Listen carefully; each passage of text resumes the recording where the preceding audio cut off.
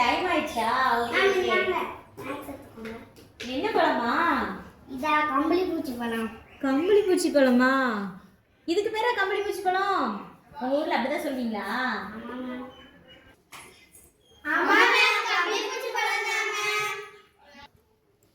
Okay, தமிழ்ல வந்து கம்பளி பூச்சி பழம் சொன்னீங்கல்ல. ஓகே, இந்த கம்பளி பூச்சி மாதிரியே அது இருக்கிறதுனால நீங்க அப்படி சொல்றீங்க. இதுக்கு இங்கிலீஷ் பேர் என்னன்னு தெரியுமா? தெரியாது மேம். நான் சொல்லவா? Yes ma'am. Red mulberry. இதுக்கு பேர் என்ன பேரு? Red mulberry. Red mulberry. Red mulberry. தமிழ்ல என்ன சொல்வாங்க அப்படின்னா முஸ்கட்ட பழம் அப்படின்னு சொல்லுவாங்க. என்ன சொல்லுவாங்க? முஸ்கட்ட பழம். இதுல நிறைய நன்மைகள் இருக்கு, நான் சொல்றேன், நீங்க தெரிஞ்சுக்கோங்க சரியா? இது டேஸ்ட் எப்படி இருக்கும் அப்படின்னா கொஞ்சம் புளிப்பா, அப்புறம் இந்த மாதிரி கலர்ல எல்லாம் வந்துட்டா நல்லா இனிக்கும் அப்படிதானே?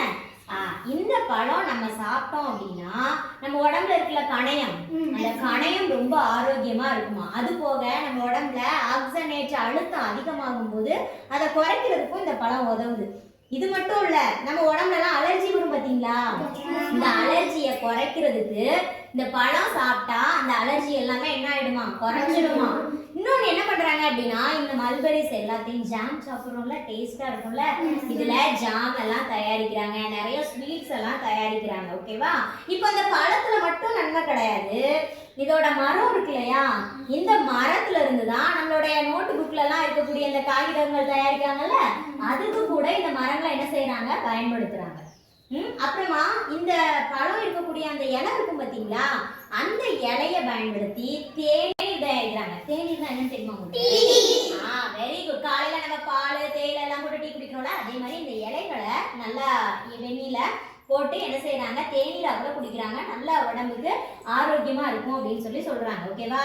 இதோட பேர் என்ன பேரு? Red mulberry.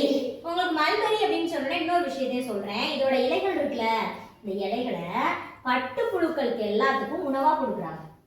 இதோட இலைகளை எதுக்கு கொடுக்குறாங்க? பட்டுப்புழுக்களுக்கெல்லாம் உணவா என்ன செய்யறாங்க? கொடுக்குறாங்க. இன்னொன்று, நம்மளுடைய ஆயுர்வேதம் யுனானி மருத்துவத்தெல்லாம் ஒருத்தவங்களோட உடம்ப குளிர்விக்கணும், குளிர்ச்சி ஏற்படுத்தணும், உடம்பு ரொம்ப ஹீட்டாக இருக்குன்னா குளிர்ச்சி ஏற்படுத்தணும்னா கூட இந்த பழங்களை தான் என்ன செய்வாங்கன்னா மருந்தா உடம்புல செலுத்தி கொடுப்பாங்க. ஓகேவா? இவ்வளோ நன்மைகள் இருக்கு. இதை இனிமேல் பார்த்தா விடுவீங்களா? எங்க பார்த்தாலும் பறிச்சு என்ன செஞ்சிடணும்?